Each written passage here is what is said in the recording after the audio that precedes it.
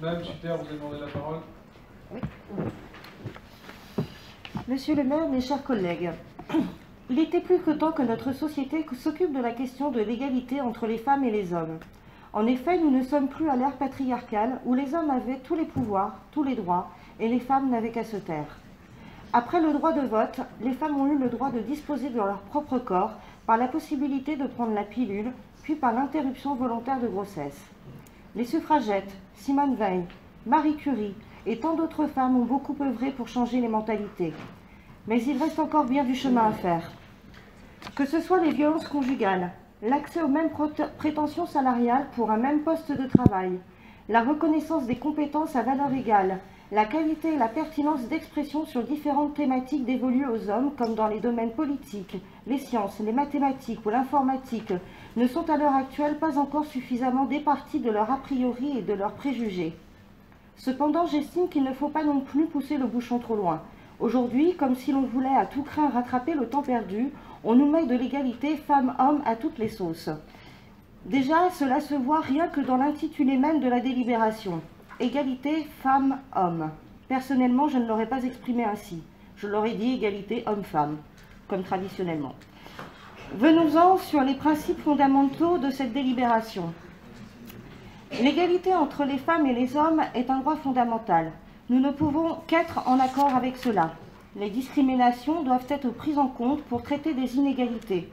En effet, il faut bien une base commune et reconnue par tous pour traiter une problématique. La participation équilibrée des femmes et des hommes à la prise de décision est un préalable de société démocratique. Pour nous, c'est une grossière erreur. Mettre en place la parité homme-femme, c'est-à-dire autant d'hommes que de femmes dans les élections au scrutin de liste, cela porte un nom, la discrimination positive. Pour nous, il est beaucoup plus intéressant de reconnaître les compétences. En mettant cela en place, peut-être se rendra-t-on compte qu'au final, les femmes seront plus nombreuses que les hommes. L'élimination des stéréotypes sexués est indispensable pour l'instauration de l'égalité entre les femmes et les hommes. Il est un fait certain que subsistent encore dans notre société certaines images toutes faites, telles que les femmes s'occupent du ménage et des enfants à la maison, elles pourvoient à des postes à peu de responsabilité, elles ont besoin d'un travail à temps aménagé pour les enfants, etc.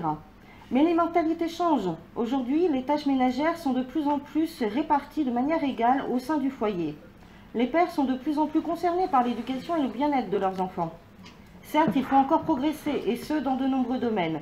Mais n'oublions pas que les hommes sont eux aussi victimes de préjugés, à tel point qu'ils doivent se battre pour obtenir une garde alternée, ou pire, pour une garde complète. Et oui, au risque d'en choquer plus d'un, toutes les femmes ne sont pas forcément des mères irréprochables.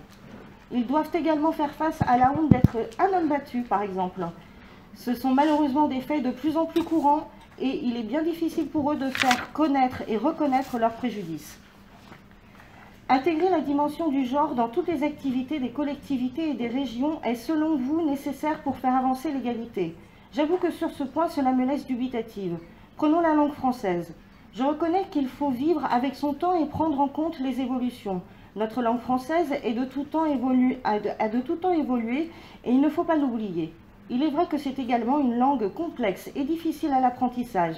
Pour autant, je n'en connais pas de plus belle, de plus magnifique. Il faut veiller à ne pas dénaturer non plus. Et si en partant du genre, on passe à la prise en compte l'écriture inclusive, excusez-moi du peu, mais ça la rend imbuvable et difficile à lire. Il y a également cette nouvelle génération de professeurs qui souhaitent s'attaquer à l'accord masculin-féminin.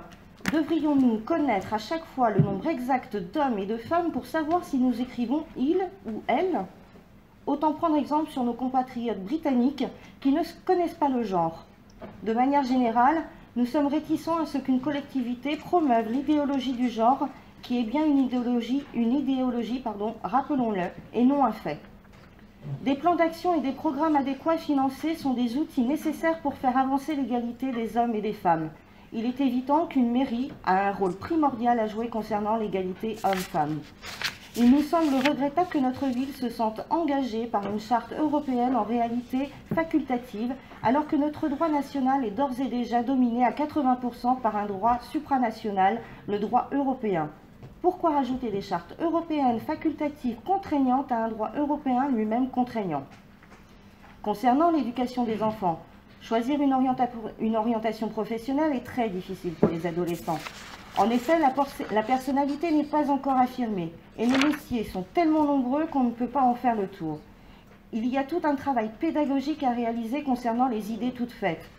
Agent du secteur hospitalier, secrétaire, nourrice ou employé de ménage n'est pas forcément dévolu aux femmes, de même que informaticien, tuyauteur, microtechnicien ou chimiste n'est pas exclusivement réservé aux hommes. Pour les temps périéducatifs, nous ne sommes pas en affinité avec l'idée d'activité non choisie. Cela peut être intéressant dans le sens de la découverte, mais après, il faut laisser le libre arbitre à l'enfant. Il nous semble également important d'avoir une politique volontariste d'accompagnement des femmes pour un retour au plein emploi. Après avoir consacré du temps pour élever ses enfants, une mère doit pouvoir s'inscrire dans des cursus de remise à niveau ou des formations qualifiantes ou diplômantes pour mieux répondre aux besoins des entreprises. Et nous aimerions aborder ici également l'accès aux activités sportives. Nous n'adhérons aucunement aux démarches visant à pratiquer une activité exempte de toute mixité. Récemment, nous avons communiqué sur l'association culturelle musulmane, l'ACM, qui met en place des séances d'autodéfense exclusivement réservées aux femmes. Cela commence par là, puis bientôt nous aurons des créneaux de piscine exclusivement réservés aux femmes. Pour nous, ce sont des dérives communautaristes et nous n'en voulons pas dans notre ville. Donc, égalité homme-femme, oui, mais pas n'importe comment, pas à n'importe quel prix, et surtout de manière équilibrée et respectueuse vis-à-vis de chacun des sexes. Merci de votre attention.